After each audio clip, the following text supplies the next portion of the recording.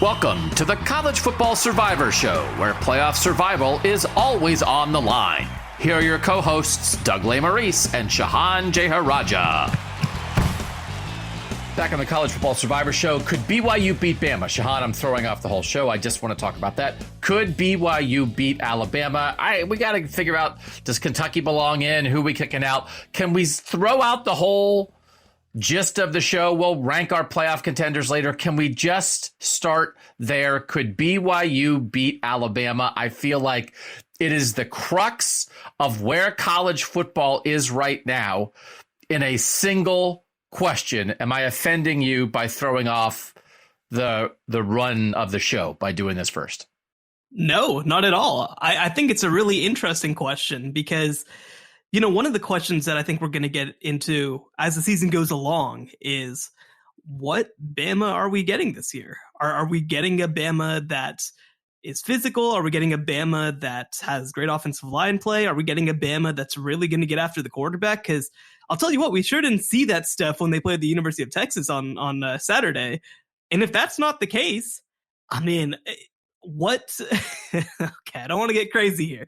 What I was going to say is, at this moment, but with what we saw on Saturday, just in a vacuum, just that one Saturday, what did Alabama do better than BYU on Saturday? Nothing. I don't know that I have an answer. Right. I don't think it's anything. Bryce Young improvised and made magic happen better. Jaron Hall at BYU, there are moments when you watch him play quarterback and he's standing in the pocket. I'll tell you what, man. He stands in that pocket in that beautiful blue uniform with the white shoes and surveys. And you could snap a photo of that. And that's the cover of the quarterback book I would write if I would read that. That's the epitome of what you want to. My gosh, the guy. Now, I'm not saying he's all substance. I mean, all sizzle and no substance. He looks beautiful standing there, and then he makes things happen. He can move. He can run. And by the way, I will mention he's a very, very nice guy. I did get a chance to talk to him over the summer, and he is like, you know, there's kind of a stereotype that you have of BYU players, right? They're like old and mature and like they're married and have kids and stuff. And like all of that is true of Jaron Hall, just to be clear.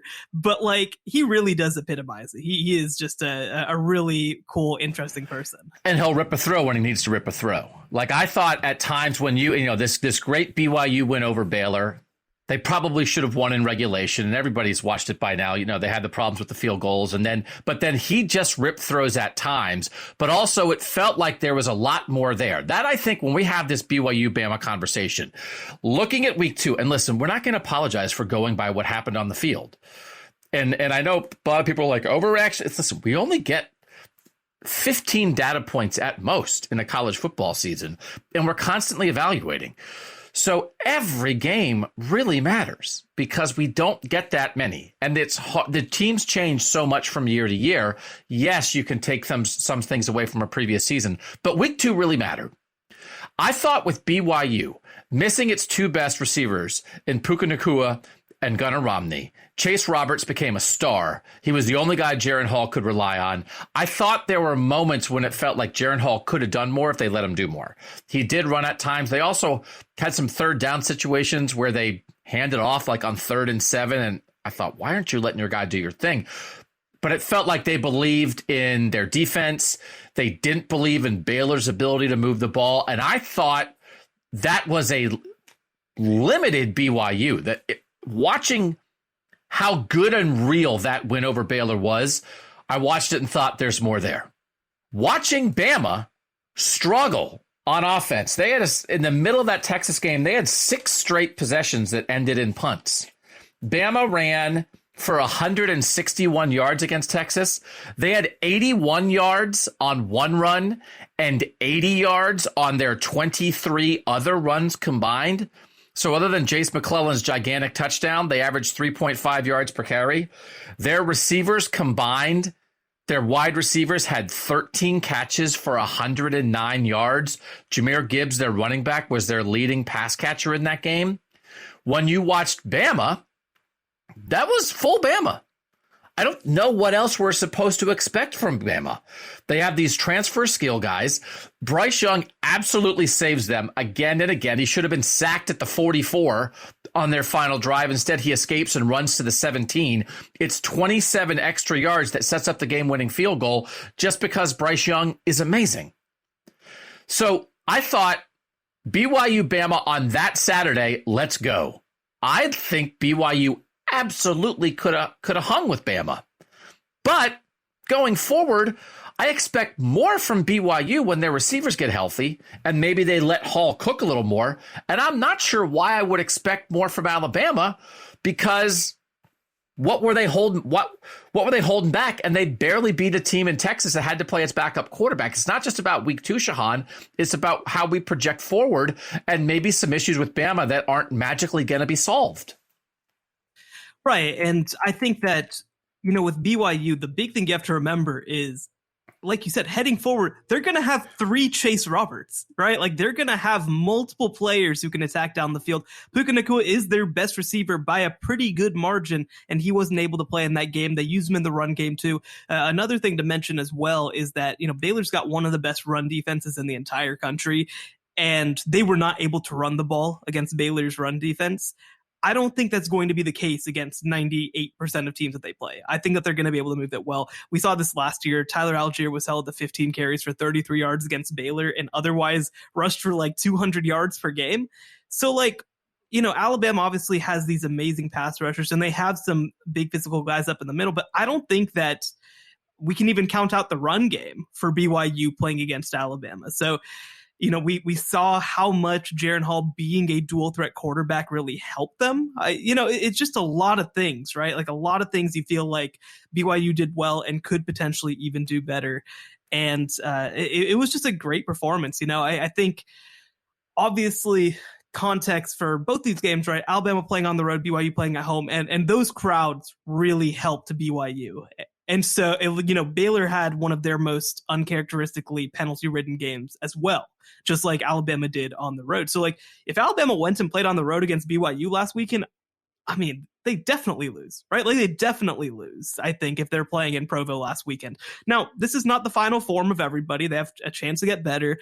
You can't imagine that Alabama's going to have 0 wide receivers. Somebody's going to step up at some point. But they don't have that guy now. And, Jermaine Burton's losing himself a lot of money based off of how he played in that last game. 2 catches for 10 yards, multiple drops in that game. He was supposed to be the guy who would come in and be an All-America contender right away. I don't know what is going on with him. But if they can't figure out this receiver position, then I don't think that they have legitimate title or maybe even playoff upside. They found some stuff late in that game against Texas when they needed to. Middle of the field, Bryce Young was hitting some throws. But Jamison Williams for them last year kind of came out of nowhere, right? He had been a big-time recruit when he went to Ohio State. Alabama had recruited him then, was a top 100 national player, transfers to Alabama, and was really fast, but had not done much at Ohio State. And so for Jamison Williams to be a surefire first-round pick and one of the best receivers in the country, he saved Alabama last year in a lot of ways. There's absolutely no guarantee that Jermaine Burton and Ty Harrell, the 2 transfer receivers this year, are going to have that kind of impact. Brian Robinson last year, as a longtime veteran in that backfield, really emerged, right? If he hadn't had that unfortunate situation where he got carjacked and got shot for the Washington Commanders, he probably would have been their opening day running back. Brian Robinson really came on. Jahmyr Gibbs was a good player at Georgia Tech. There's no guarantee he's going to be as good as Brian Robinson this year. He's not the same kind of big-time physical monster running back that so many of the Bama running backs are. And then, listen, Quinn Ewers played very well for Texas before he got hurt. He put balls right on guys' hands. Xavier Worthy, I think, dropped one in the end zone, caught another deep ball that set up a score. But I think Jaren Hall would do something similar against Alabama. Texas had a late drive again after Ewers got hurt. Everybody knows he's hurt. Hudson Card's in that game when Texas needs it. Wide open guy down the middle of the field on the last drive that Texas, when they kick what is a go-ahead field goal there. That's a Nick Saban defense giving up a guy wide open in the middle of the field on a gotta-have-it drive.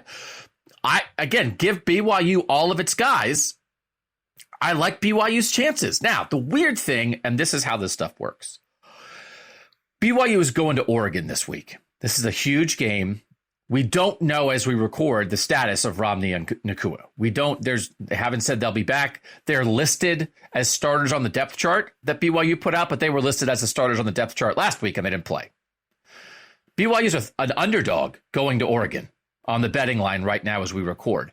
Oregon gets blown out by Georgia in week 1 and then comes back last week. Eastern Washington takes care of business, blows them off the field. You have not been particularly enthused about Oregon and Bo Nix as the quarterback. And listen, Georgia's going to do that to a lot of people.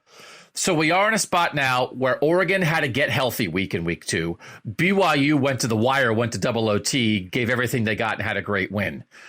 BYU's got to get back up for this. In the preseason, when I said BYU was my 5th team for the playoff mix, 1 spot out, I had them 11-1 with this loss. Do I think we're talking about could BYU beat Bama? And we're saying we think they could. Now we're going to be like, oh, but they can't beat Oregon. What are we talking about, right? Oh, they could beat Bryce Young, but they can't beat Bo Nix. It makes me feel like a crazy person. But Baylor, Oregon, back to back. Who does that? What a schedule.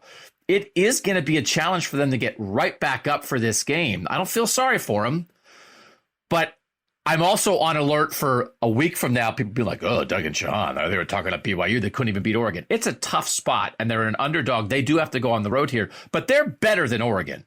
It doesn't mean they're going to win on Saturday, but they're a better team than Oregon. But this is a weird spot. Yeah, they have to go on the road. That's always a little bit of a different scenario than having to host a team at home.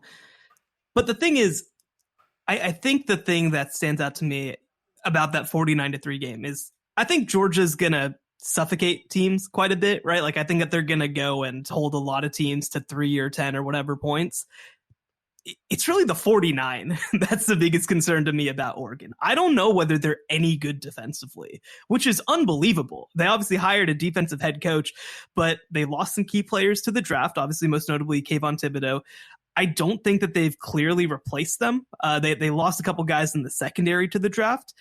And you look at the next week, I mean, Georgia only scored 33 on Samford the next week, right? Like, and obviously they're not going all out like they are against Oregon, trying to score on every single possession. But I don't know. That's a little bit of a warning sign to me. That Georgia was able to do whatever they wanted against Oregon's defense.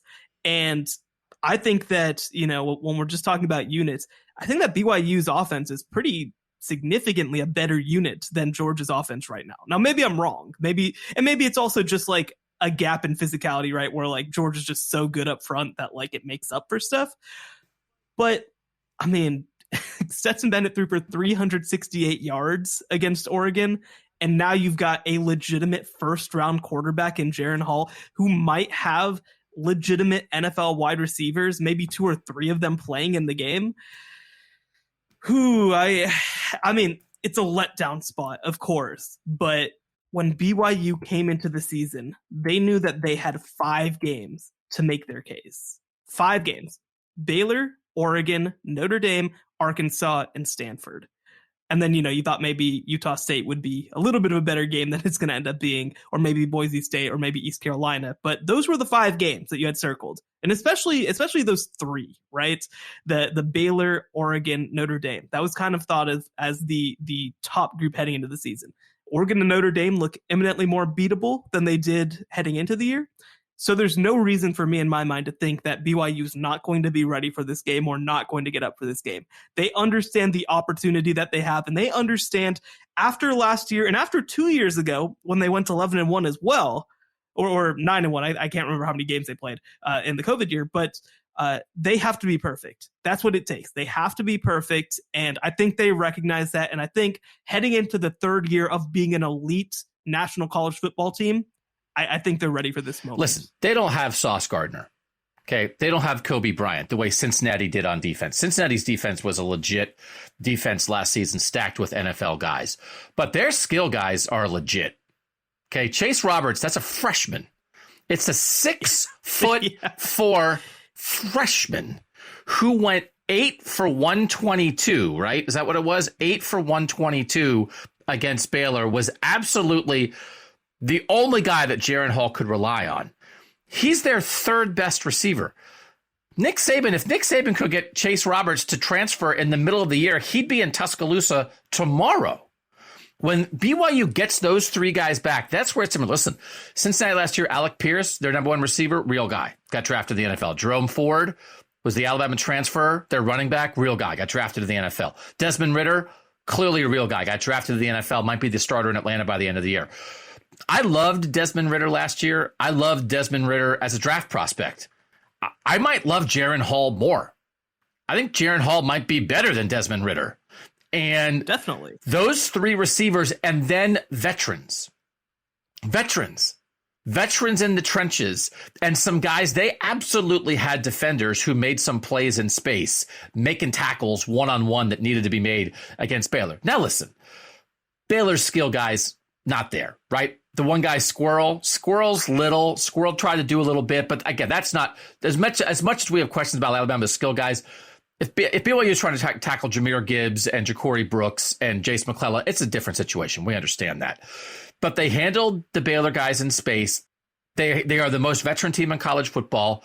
And at quarterback and receiver, and I think like running back's good enough, right? Again, I thought the play calling was a little conservative at times for BYU. And if they're playing Bama, they would know, well, we have to go for it a little bit here. Without their two best receivers in a defensive game against Baylor, I think they didn't want to make mistakes. They didn't want to give up, a defensive score, a game-killing turnover, that kind of thing. So they played it a little close to the vest. But BYU has the real pieces. And Bryce Young is absolutely, positively spectacular. And Bama against a what Texas defense? Good but not great. Is that fair to say? 6 straight possessions in the middle of the game that ended in punts. 23 combined yards in 6 possessions in the middle of the game. Bama opens with a field goal drive, and then their second possession is one 81-yard run.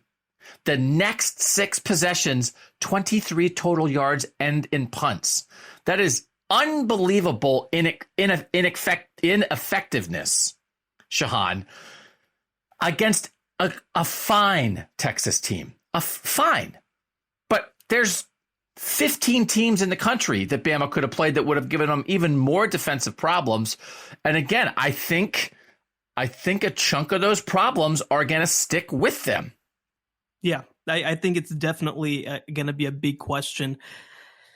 And look, I mean, we talked about Will Anderson as the best player in college football coming into the season. And through the first 2 games, he has been a total non-factor, right? This can't be the case. We can talk all we want about the receivers who are all new guys. We can talk about the offensive linemen who are new guys. But through 2 games, Will Anderson has a total of 5 tackles. 3 of them are for loss. 1 of them is a sack, but they weren't really big plays, right, down the stretch. And so if Alabama is going to be great, Will Anderson needs to play his best football. Dallas Turner needs to be a big factor. Jordan Battle at safety, right? I mean, Quinn Ewers was attacking them down the field. That's his space, right? And this is guy's the first team All-American. Dallas Turner at this point, only 6 total tackles, 0 tackles for loss. That's not going to be good enough. It's really every single unit on Alabama right now is against Texas struggles. And I don't know. Now, the thing is this, and if there are Alabama listeners getting mad, when you have a shot to take Bama out and you don't, that is dangerous. Auburn should have beaten Alabama in the last game of the regular season last year. They didn't. What happened? Alabama went out the next week and beat the unbeatable number 1 team in the country in Georgia. So Texas had them. Texas missed a 20-yard field goal. Texas dropped a pass in the end zone.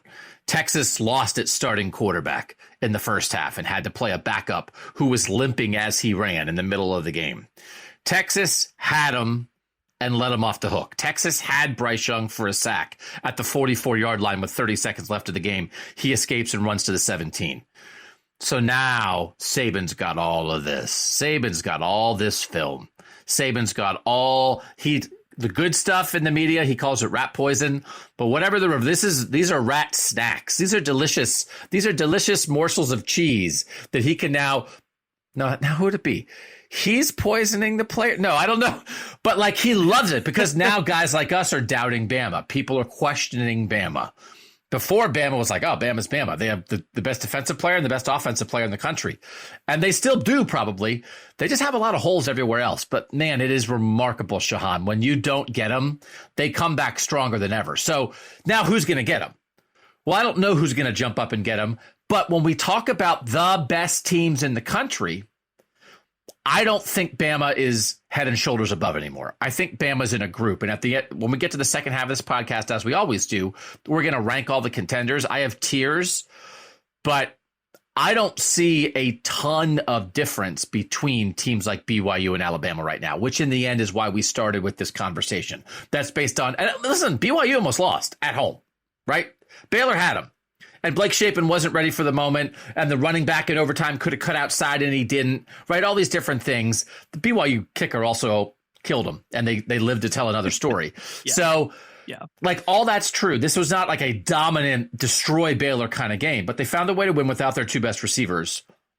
And going forward, my view of Bama has changed, and my view of BYU has been reinforced because it didn't have to change because I already thought they were really good. Is that a fair way to say this? Definitely. And I think one thing, too, is that let's say that Alabama is certainly better than what we saw against Texas, but isn't great, right? Like, isn't elite sort of level.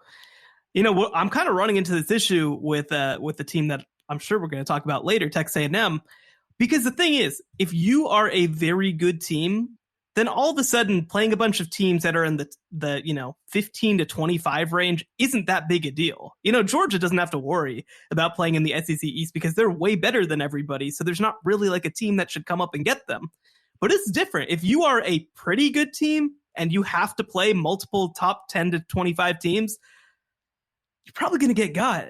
You're probably going to get got if you are not good enough to stand above. And I wonder whether Alabama, who is a team that I expected to supersede this level based on a combination of players who played great last year, players who have played well in college football before, and a track record of development, I kind of just assumed that was going to work itself out. After 2 weeks, I don't think you can assume that. And by the way, when we do our rankings, I am going to take that into account. I'm going to take it into account as well. Perhaps too much, but Lane Kiffin, Brian Kelly, Jimbo Fisher, looking at that. Sorry, who was that third guy? I don't know what you're talking about. Brian Kelly. Nick Saban's scared now. Brian Kelly and Jimbo Fisher are licking their chops. Larry Coker? Sorry, did you say, what did you... It is. It's like, who's going to get them? But they are certainly more vulnerable. People thought they were a 3-touchdown favorite going to Texas, and people thought they might blow them off the field. And that wasn't it at all. Like, who looked in the end? Those were two very close games. One was a game-winning field goal at the end that Alabama kicked. The other went to double OT, BYU and Baylor. But when you watch the games, it felt like Texas on that Saturday was better than Alabama, and it felt like BYU was better than Baylor. Right now, so the results matter, but it's not only the results, and I think that's feeding into a little bit of what we're talking about here. Yeah, and I think that you said it. I mean, I put out kind of my ranking of 25 on Sunday, and one of the things was that I still had Utah ahead of Kentucky. And they're like, well, you have a common opponent. You know, you played Florida. And it's like, we only get, like you said, 12 of these things in the regular season, 13 if you play a conference championship game. Like, the point isn't that I want you to run up the score. That doesn't do anything for me. That doesn't matter. But it's the way that the game happens, right? It's the context of the game. In the Kentucky versus Florida game, the game was extremely close, and then Kentucky got an interception that they turned into a touchdown. In the Utah-Florida game, Utah was driving down the field with a chance to win the game, and they threw an interception. So, like, I don't think those results were so different from each other that, like, Kentucky has to be a tier above Utah, you know? I mean, and plus, I think that there's also context with it being the opener versus game 2. I think that matters. So you have to take into account all of these factors whenever you weigh these teams. And so for me, I think that even though Alabama won the game, it matters to me how they did it, and it matters to me that they probably should have lost the game. I'm not going to say that a loss should eliminate them, because obviously, if you lose 2 games, you're probably out of the playoff race. I'm not going to go that far, but that's really the only thing that I would hold off on. Everything else, I think you judge them as if they lost the game. And I do think it's a little bit different here. And you guys will figure this out when we do our rankings. When I was an AP voter, I very much was based on earned, deserved. What did you do on the field to earn something? We're trying to figure out who has a chance to make the playoff, right? So I think that is a little bit of a different context for us here. That's all we're talking about. So when we come back, we're going to kick somebody out of that discussion because they don't deserve to be in it anymore. And we're going to decide if we should add somebody to our playoff mix. That's normally how we start the show, but we had to dive in on the Cougars and the Crimson Tide. We'll be back. Somebody's out. Will somebody be in? Next on the College Football Survivor Show. Don't miss the College Football Survivor Show bonus episode this week. Available only on Apple Podcasts. Texas A&M was banging a lot of drums that year that they should have been in the playoff. Man, it looks like a blip.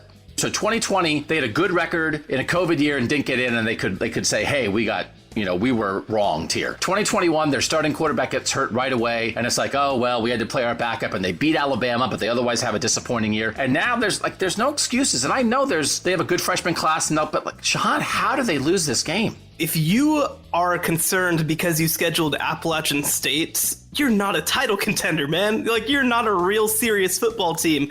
That's a conversation that Missouri has to have with itself, right? That's a conversation that Boston College needs to have. Should we schedule Appalachian State? You're supposed to be the number 6 team in the country. You shouldn't be thinking, man, should we schedule Appalachian State? Subscribe now on Apple Podcasts for exclusive College Survivor Show bonus episodes. All right, Shehan, this is with the help of our Twitter followers at CFB Survivor Show. Follow us on Twitter. We put out these polls every week, and then people vote. There are 3 votes, your vote, my vote, and the Twitter poll, about who should join and who should leave. We started this week with 11 teams in our playoff mix. Last week, we kicked out North Carolina State, and we added Oklahoma, so we stayed at 11. This week, we're asking who should we kick out, and 2 of our teams lost. And again, this is just the reality of life as a playoff contender. If you lose, it makes it hard to stick around. I know there's context to that, but that's life in the big city. So we had these 3 teams who should be kicked out that we sent out to the Twitter followers. Texas A&M after losing to Appalachian State. Baylor after losing to BYU, and we know it wasn't double overtime, and we know it was to another playoff contender, but you still lost. And we also threw in Alabama because they almost lost to Texas. Clear vote there, Shehan. 85% of the Twitter followers say kick out Texas A&M. 9.3% say Baylor, and a shout out to the 5.7% who actually were ready to kick Alabama out of this playoff discussion. How did you look at this? Who do you think should leave of those 3? It's a no-brainer to me. It has to be Texas A&M because you look at one, obviously the quality of the loss is unbelievably bad, right? Baylor went on the road and lost in double overtime to a top 10 team in our eyes, right? And Texas A&M lost to an Appalachian State team that's very good. I don't want to underestimate what Appalachian State is. They are a top 30 to 35 team in the country, which is outstanding. It's a good team. It's not but this is the kind of game that you're not supposed to even think about if you're a playoff contender, right? Losing to a very good Sun Belt team is not what you're supposed to do. And we didn't have Notre Dame in the field at the beginning of the year because we didn't necessarily buy into it. And certainly them losing to a Sun Belt team only validates what we thought. Well, now, if you're Texas A&M, to make the playoff, because pathway is very important to me when considering a playoff contender. If you're Texas A&M, you have to win every single one of the rest of your games, starting with Miami this week, which does not sound like fun at all. By the way, Texas A&M a 5.5 point favorite in that game because apparently, I don't know, man. Just take the free money. What is going on? And then you have to go play the entire SEC, who, by the way, again, Appalachian State's a very good top 35 caliber team that also probably would finish second to last in the SEC West. And you have to play all those teams. And some of them are going to be on the road. You're not going to get to play all these teams at home like you did Appalachian State when you lost. And also there's a script now in place for teams to follow of how to beat you. Just make you play offense aggressively and you're going to not do well. And then they can hang on to the ball. So to me, it's obvious. I think Texas A&M has to be out. Baylor, I think, very much still has the path to the playoff, even though it is difficult. Obviously, Alabama still has the path to the playoff at 2-0. So for me, it has to be Texas A&M. I need to say something here. Okay. And I need to say goodbye to the A-Chain. I love him. I love Devin A-Chain. I think he's great. I think he's exciting. I think he's dynamic. I'd give him the ball more. We are never going to talk about him again on this show because we are never going to talk about Texas A&M the rest of the year because Texas A&M is staring down the barrel of 2-4. They got Miami, then they got Arkansas, then they got somebody else, then they got Bama. And I don't think they're beating anybody good. So this is it. They're out. You vote them out. I vote them out. The Twitter people vote them out, and they are never coming back. We'll see you in 2023. Maybe when Connor Wegman wins the job at quarterback and a couple of these great freshmen mature. And they start number 6, of course. Yeah, right. Exactly. But like we're not we had some good offseason conversation about Texas A&M. We tried to find the third best team in the SEC. We guessed it was them. Seems like we might have guessed wrong. Maybe there is no third best team in the SEC, but they're out. And I can't imagine them getting back in because I think 2-4 is absolutely on the table.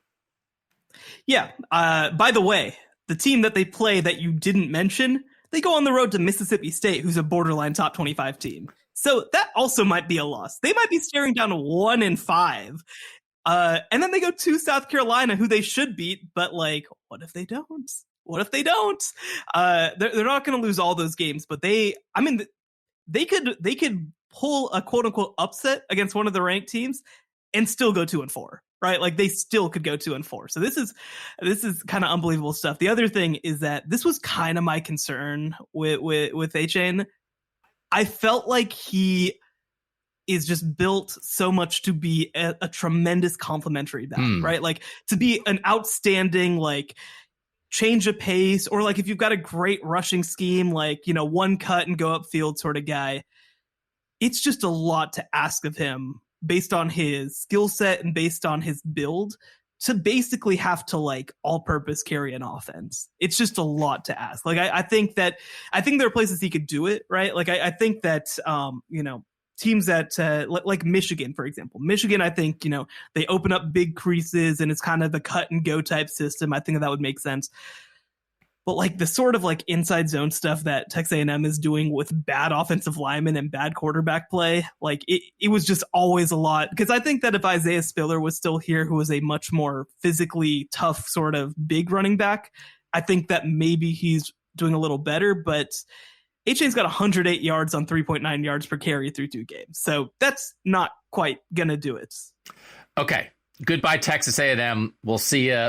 Maybe by the time we talk about Texas A&M again, maybe Jimbo's not even the coach anymore. I don't know. Maybe it'll be 2026. You think they're going to buy out $80 million? If they're they might be the most expensive 2-10 team in history by the end of this season with their NIL stuff and the schedule we just laid out. So congratulations to Nebraska for finally avoiding that title. Yeah. Do you think Scott Frost could be a candidate if they fire Jimbo?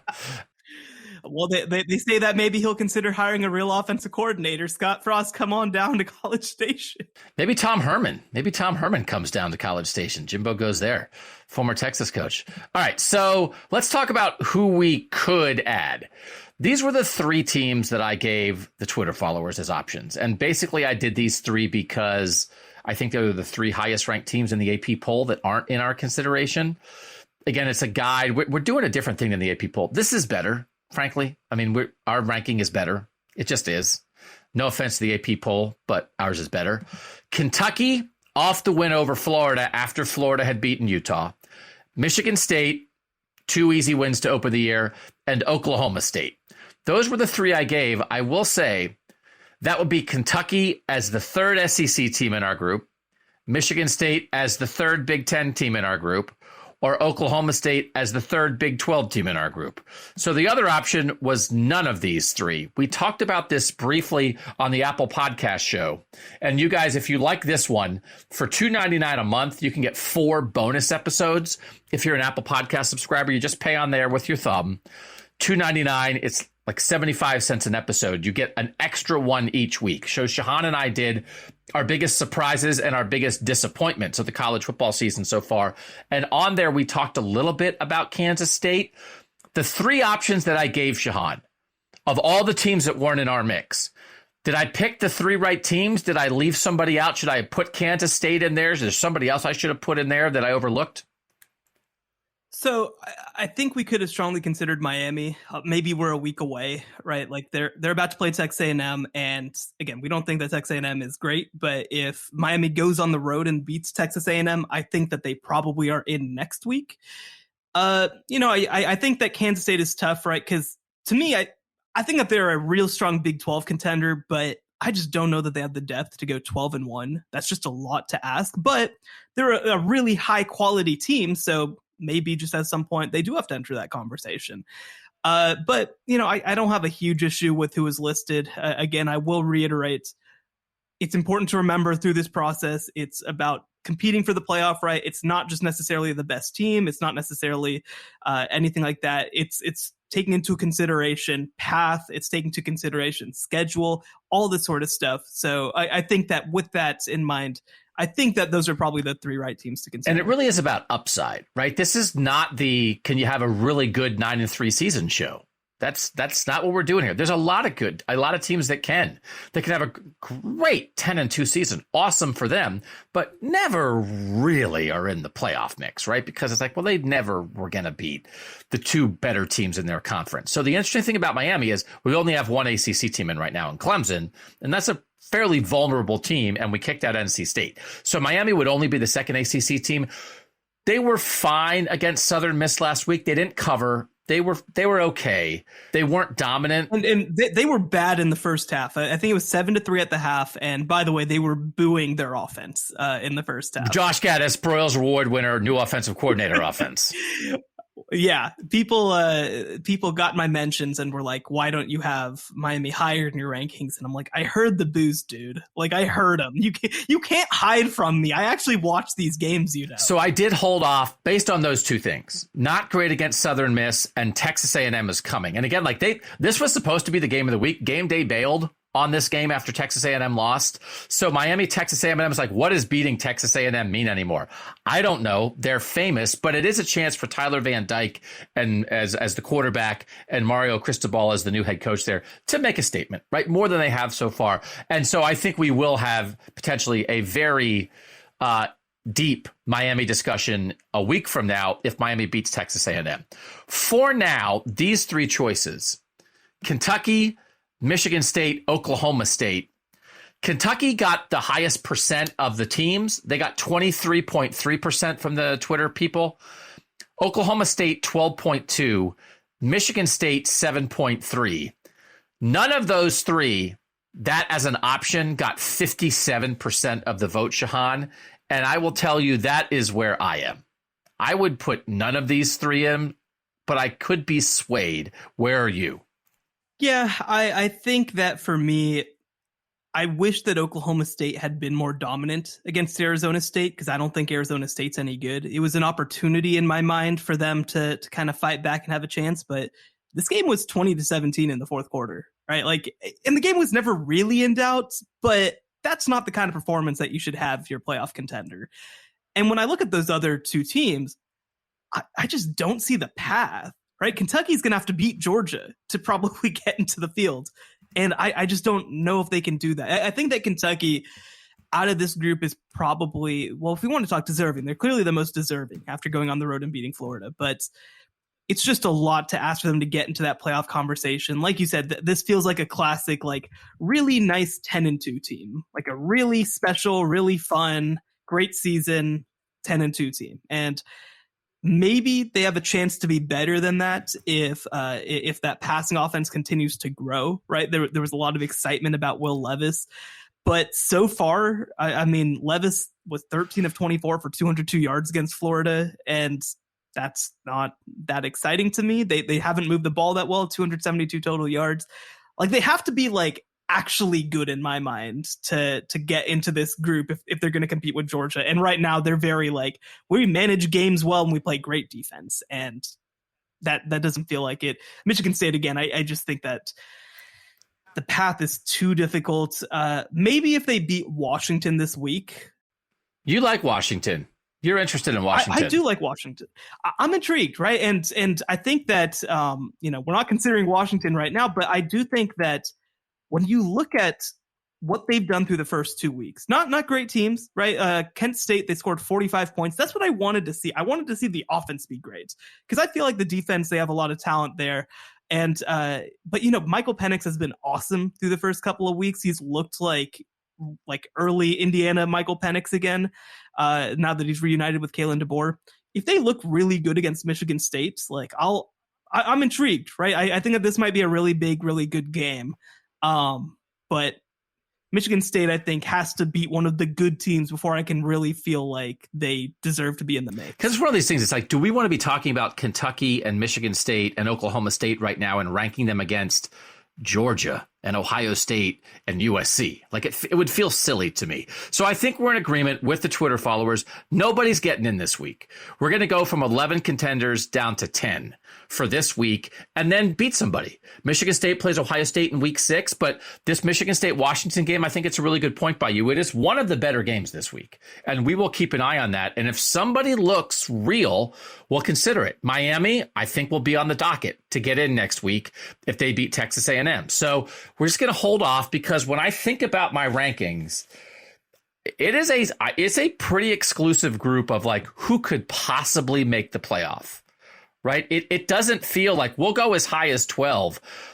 It feels like closer to 7 or 8 right now. That if we said who are the 4 going to be, I think I would say I'm pretty sure it's from this group of 7. So there's no reason to enlarge that at the moment. So we're going to wait. We are going to come back and rank those teams. It's only 10, so that'll save us like 43 seconds where we don't have to say who we would have had 11th because Texas A&M is out. Nobody's in. It's time to rank them on the College Football Survivor Show. The College Football Survivor Show, where playoff survival is always on the line. Doug and Shehan back. Last week we did this in reverse order. This week I want to start at the top, and I want to start with number 1 because we have to make sure we have time to talk about number 1. I am proud of my ranking last week because we disagreed on number 11 and we disagreed on number 1, and I think I was right on both of them. I had Texas A&M 11 last week. They stunk. And I had Georgia number 1. I think Georgia right now is in a tier by itself at number 1. Scored on all 6 first half possessions against Samford. I think it was 3 touchdowns, 3 field goals. Shut them out. Did whatever they wanted. Samford punted or turned it over on downs. Had 1 fumble on every possession. Of course, that's going to be a blowout. It was only 33-0. They did get held to a couple field goals early, but it's both sides of the ball, taking care of business, doing what you're supposed to do. The defense looks like the defense. Stetson Bennett is doing his thing. They played their tough game in week 1. We're going to get a good read. It's one of these things. If Oregon beats BYU, and it's like we saw what Georgia did to Oregon, and then Oregon beat BYU, holy moly.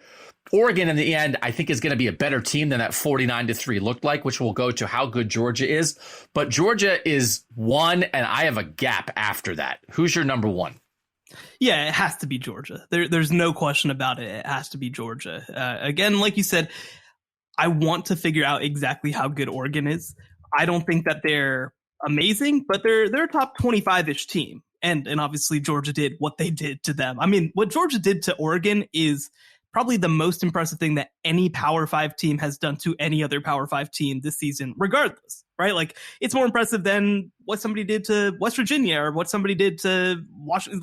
It does. This is the most impressive Power 5 over Power 5 win of the season, probably, regardless of what Georgia regardless of what Oregon ends up being. So they have to be number 1. I think that you look at that group of 3 that we've talked about for most of the season as being the real contenders. Ohio State looked a little shaky at times against Notre Dame, and Notre Dame turns out that they might be awful. And Alabama last week should have lost against Texas. So they're the one who's held up their side of things, and they deserve to be number 1 in a tier of their own. I agree. Okay. I have in my next tier, I have 6 teams. And this is to me, it's almost everybody else that I think could make the playoff. And I don't have super strong feelings about the order of these teams. And I'm open to criticism. I'm open to being swayed, but I'm curious to see who you have second. And I also admit that I am probably overreacting in the moment, and I acknowledge that. Who do you have two? Right now, I have Ohio State too. I also have Ohio State too. Yeah, I think that right now, I saw enough from different receivers. It was Arkansas State. I don't want to overreact. And there were moments where I was a little, keep my eye on things a little. But, Marvin Harrison Jr., another great game. I think that he needs to be that third guy in big games, right? We've seen Egbuka kind of be that guy. Obviously, Jackson Smith and Jigba is going to be a big time player for them. I think Marvin Harrison Jr. has to be a clear third receiver for Ohio State to go far. We've seen it in moments, right? He had 3 touchdowns in the Rose Bowl. He had 7 catches, 184 yards, 3 touchdowns against Arkansas State. So like that helped assuage some of my fears of their receiver room. But I will be keeping an eye on it going forward. Even though I think Wisconsin's not very good, I'm going to be keeping an eye on how specifically Marvin Harrison Jr. does against Wisconsin in a couple weeks. But they did enough, I think, to make me feel like, okay, this is still pretty much the team that we expected. Ohio State home against Toledo in prime time, 7:00 start on Saturday. Toledo's probably the best team in the MAC. So, it's a MAC team. A MAC team hasn't like a team.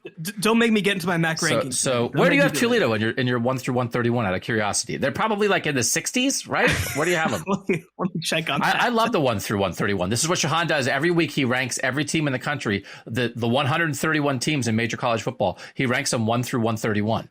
So you had to think at least Toledo put up a lot of points last week, right? They're 2-0. They have a little bit of an offense. Where do you have them? I'm going to guess 68. 68. Oh, I have them right now at 90. Okay, that feels low. That feels a little low. Yeah, that does feel a little low. I will give you that. That does feel a little low. I probably, offhand would probably have them closer to like high 70s. That's probably about right. So we think they might beat Ohio State. No, we're just kidding. But I do think it is one of these things when you think about the Notre Dame loss, right?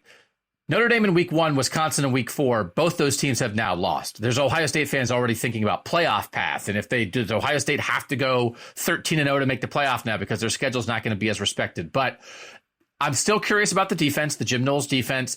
Notre Dame really just tried to slow it down and limit possessions.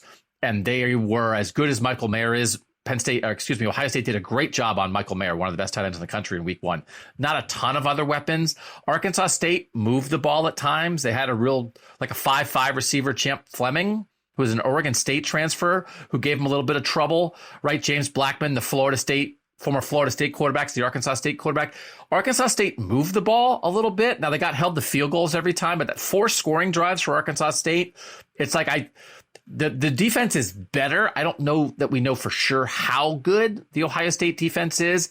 And then Jackson Smith and Jigba didn't play, and we don't know if he's going to play against Toledo. So that affects everything they do. But Marvin Harrison Jr., as you said, had a huge game. Trayvon Henderson had 2 rushing touchdowns. I think they're still working it out. They're working through some things on offense where it's not 100% bing, bang, boom precision, which is CJ Stroud can get into a rhythm sometimes where it looks like, well, I don't know how he's ever going to throw an incompletion. That's not where they are right now, but they're working through it. So they didn't cover against Arkansas State. It wasn't perfect, but as close of a game as they played against Notre Dame, they didn't have to kick a game-winning field goal the way Alabama did against Texas, right? So, I mean, I think you could make a case for somebody else at 2 because I don't think anybody has a tremendous case to be number 2. But I did think in the end, Ohio State's case is pretty clearly the strongest. But so if we agree, we agree. Yeah. And just to round that out, what I'm concerned about Ohio State about and what I'm criticizing Ohio State about, and I think it's deserved, all of the things that I'm criticizing them about are like title level criticisms, right? Are like winning the national title level criticisms. And, and that's going to be true of Georgia right now. With every other team at this moment, I'm making like, are you going to be good enough to compete for the playoff criticisms, right? Like that's the kind of criticism that I'm making of everybody else right this second. So the fact that I can kind of micromanage and really delve into, being nitpicky with Ohio State means that I still see them as being a team that I think can win it all. Who do you have third? This is where things get wacky. I've got BYU third. I love it. God, my heart is warmed. I have BYU fourth, but man, I was tempted to put them third. We just did a lot on BYU. The bottom line is we think their quarterback's really good. We think Kalani Sitake, their coach, is good. We think they're going to get healthier at receiver. We think everything, offensive line, defensive line, all these veterans is real. And they just have to get back up for Oregon. But again, there's some holes in everybody here. So we're not saying BYU doesn't have holes, but this is real. You have them third. I have them fourth. We might be the only people in the country to have them this high. But beyond the how real it is, the path is there. The path is there because they have the schedule and they have the opportunity to go 12-0 and just be there. And I was going to say even like waiting. We might get to a point where it's like, oh, if they're undefeated, they're in. They don't even need any help. Right? Like, 12-0 BYU with wins over Baylor, Oregon, Arkansas, Notre Dame. Like, of course they're in. So I love this. I backed off slightly, but I love that you have them third. Who do you have third then? Michigan. And I said a week ago, I was going to hold off on my evaluation of Michigan until the quarterback situation got settled. We talked about it more on the Apple show this week. The quarterback situation settled. J.J. McCarthy is the starter. He's more dynamic than Cade McNamara. I think Jim Harbaugh has done an excellent job of managing this. Their schedule is super easy. They get UConn this week, then they host Maryland on September 24th. That's a pretty good Maryland offense. We'll see if that turns into a shootout a little bit. But Blake Corum, Donovan Edwards at running back, Roman Wilson, Ronnie Bell, Cornelius Johnson, a better group of receivers than a year ago. Some guys emerging, I think, defensively. It feels like 2 games in against weak opponents. It doesn't feel the loss of both coordinators. It doesn't feel like it's blown a hole in the program. And now that the quarterback is settled and they went with the guy with more upside, like, I'm in on Michigan. I'm here for it now. Acknowledging they haven't played anybody. So 3 might be high based on the fact they haven't played anybody. But I think there's a lot of good pieces in place for Michigan right now. Where did you have Michigan? I have them 4. Everything that you said is right. I think that fundamentally what the difference between BYU and Michigan in my rankings is Michigan has not done a single thing this season that's relevant to me at all. Like, because they haven't played a game or done anything, or like, there's just nothing there, right? Like, you're basically kind of judging them on no data in my mind. And so, so for me, I have BYU with a positive thing to kind of put them over Michigan with no negative things whatsoever. Now, I'm glad that they've kind of came out and played really well and left no doubt and not just beaten teams, but like destroyed them right from the start. That's what you're supposed to do. So they've done their job. They've done nothing more than their job. And whereas I feel like BYU has done more than just do their job at this point. I agree. I probably pulled my punches on BYU a little bit. If I did it 5 seconds from now, I might not BYU third. The funny thing is, just to look at that schedule again. So Penn State, they look fine right now.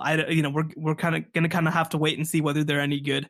Michigan State, we don't know anything about them. We'll know something this week. Like, both those teams might not be that special. And like, if they're not that special, Michigan could legitimately get to 11-0, like, without having to do anything. Like, they could legitimately get to the last game of the year without having to do anything of value. I mean, there are times when, most of the time, the Big Ten East is acknowledged as the second best division in college football. So if you're sort of going, I don't know about Penn State, Michigan State, it's like, okay, but they're both top 25 teams right now. They, in the end, might be both top 15 quality teams. So, like, I agree with what you're saying, but they don't have any tough crossovers and their non-conference stunk. So that's the point here. But also at some point, if they beat Michigan State and Penn State, that has to count for something. But big picture, I know what you're saying. Yeah, my question is, how much will it count for, right? Like, and the thing is, right, like, I think that if Michigan is just a basic playoff caliber team, like just a basic one, not like a great one, like if they're in like the mold of like a team fighting for number 4, like, they should be able to go through the schedule 11-0 without really breaking a sweat. There are people who had both Michigan and Ohio State in the playoff before the season, and this is how. 2 11-0 teams get to that game. The other conferences get a little rough. Clemson loses, USC loses. The Big 12 is, they're beating each other up. And all of a sudden, you get two Big 10 teams in the playoff. And we are sketching out a scenario where we might not be 1,000% sure how good anybody is. But if Ohio State, Michigan is 11-0 versus 11-0, 2 versus 3, then it's on. I think that the funny thing is going to be that if Michigan goes 11-1 and loses close to Ohio State, I will have legitimate questions if their schedule can get them in. Like that's the level that I think that we might be at with that. And it's not their fault. It's not their fault. Well, it is their fault. I mean, it is their fault. I guess they were supposed to have a series with UCLA that got dropped, which is where the Hawaii game came in. But still, UCLA is no better than Hawaii. So, barely. All right, let's relax now. Let's swipe at Chip Kelly. But it's not like that wouldn't have been a top 25 win either. So they are responsible for their non-conference. Their division's good. So we'll have to see how good Penn State and Michigan State are. Who'd you have 5? I had USC 5. So did I. Who do you have 6? I have Alabama 6. Who do you have 7? Have Oklahoma 7. So we agree on USC and Bama 5 and 6. Let's have this conversation. We've talked a lot about Bama. Is Bama 6th? Or are we both crazy? Is that where we are here to have Bama 6th? We're talking in the moment right now, right? So I have to be clear, right? This is not a top 25 ranking that we would submit to the AP. This is a ranking of playoff contenders. And my criteria for this is slightly different than what it'll be for my rankings, right? I had BYU number 6 in that ranking. I had Alabama number 4 in that ranking.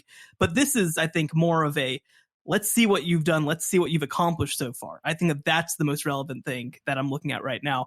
And Alabama hasn't done anything. And by the way, I think that probably something that went very much under the radar this past weekend is that obviously Alabama played Texas far too close and should have lost the game.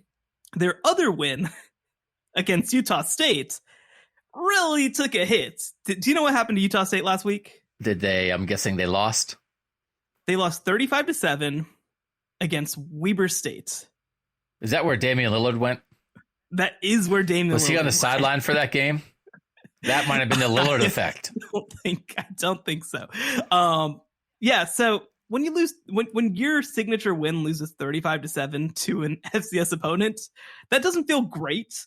And so what felt like a relatively impressive 55-0 win over the reigning Mountain West champs suddenly turned into, oh, you beat a bad team by a lot of points. Maybe that literally didn't mean anything. I think if I'm looking specifically at USC versus Alabama, I feel like I have more questions about Alabama than I do about USC right now. So that's why I did that, right? USC, I'm not sure, but man, it's looked pretty good so far.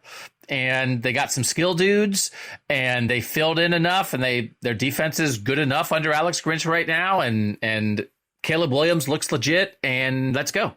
So I don't think we have to apologize for that. I don't know that anybody else in the country would have Bama 6th in something like this. But again, this is a tier to me. I have Clemson 7. And I know you had Clemson 11th last week. They scored again. I think they scored on they scored touchdowns on 5 of their first 6 possessions against Furman. They did what they had to do. You don't get any read on that. We're going to have to wait still on Clemson, but at least they moved the ball. At least they put the ball in the end zone against a bad opponent. So I still have Clemson on this tier, which is still for Clemson. A lot of it is based on preseason. I thought they'll figure out quarterback one way or the other, and I think their defense is really good. I think you've raised legitimate questions about their receivers. No huge receiver numbers this week. Will Shipley was pretty good at running back. So if I have them 7th, where do you have Clemson? I have Clemson 9th.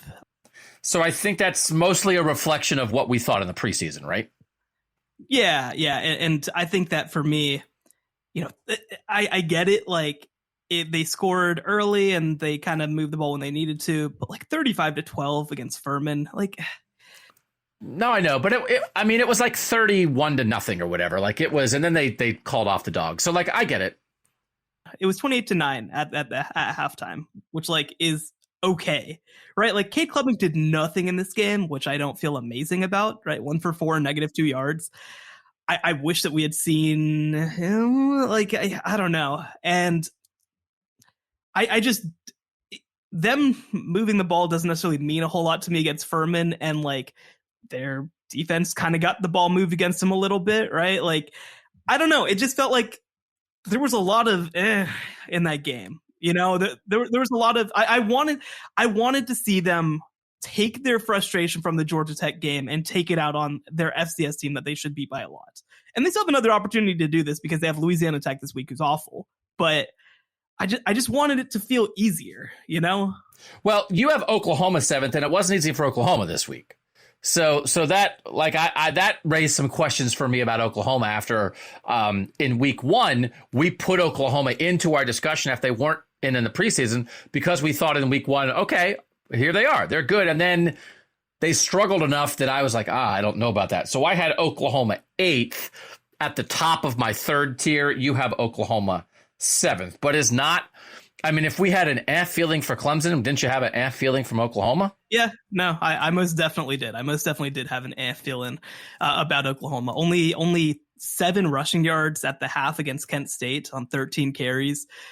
You know, they kind of pulled away in the 3rd and 4th quarter. To me, I think it's more instructive a lot of the time to when you're kind of judging these major Power 5 versus Group of 5 opponents, to see what happens in the first half when everybody's got their starters in, when everybody's kind of up and ready. And, you know, because like I think that by the 3rd and 4th quarter it becomes a battle of attrition when you're playing against a MAC opponent or something like that. And, you know, so Oklahoma didn't score for the first 29 minutes of the game against Kent State, who gave up 45 to Washington a week earlier.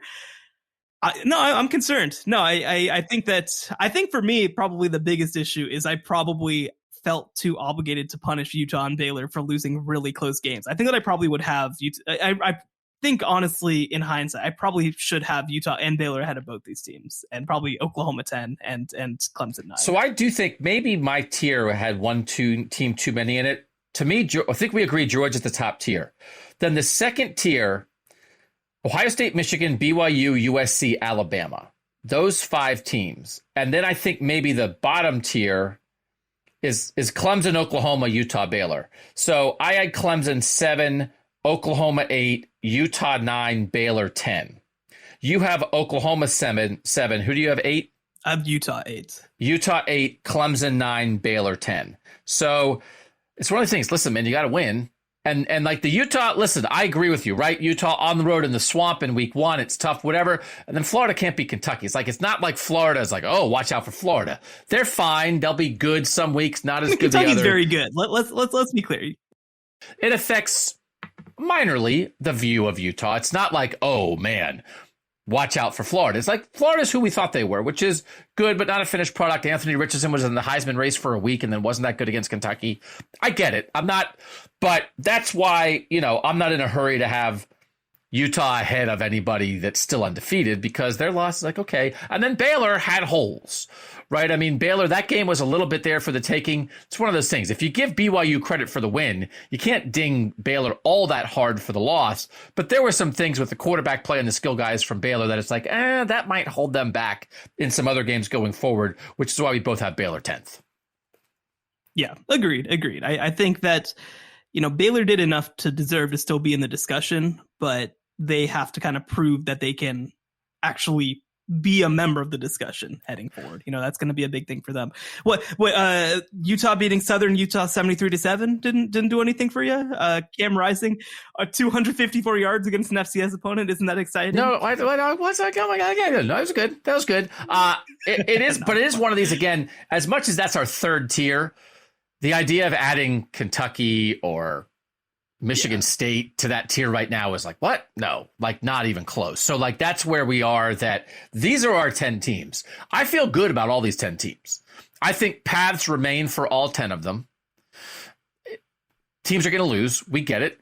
Kudos to everybody who plays a tough schedule early in the year, but we're in basic agreement here. And again, I don't know that there's many people who would have BYU ahead of Alabama, but we both do. Shehan, Georgia 1. I also have Georgia 1.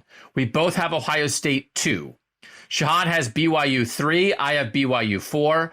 Shehan has Michigan 4. I have Michigan 3. We both have USC 5. We both have Alabama 6. Shehan has Oklahoma 7. I have Oklahoma 8. Shehan has Utah 8. I have Utah 9. Shehan has Clemson 9. I have Clemson 7. And we both have Baylor 10. So we are both on the same plane here, thinking about how this works out. This week will tell us a little bit. We'll get to see Miami against Texas A&M, Michigan State against Washington. Both those games will matter in the should they get in conversation. I don't know that we're going to learn a ton about anybody who's already in. Right? We're going to have to wait probably one more week for that, for conference play to start, where you're going to see some tests, Ohio State versus Wisconsin, Georgia versus South Carolina, some things like that. It'll get a little more interesting, at least. For now, that's our rankings. That's who's in, that's who's out. We're down to 10. Only 10 teams worth talking about in a playoff discussion like this. Try the Apple Podcast show for $2.99 a month. If you guys haven't done that, at the very least, follow us on Twitter. If you've listened this far, follow us on Twitter so you can vote in the poll. CFB Survivor Show. You get a vote on who we talk about, who we kick out, and don't talk about anybody more. We want your votes. We want your opinions. For Shehan Jeyarjah, I'm Doug Lesmerises, and that was the College Football Survivor Show. The College Football Survivor Show, where playoff survival is always on the line.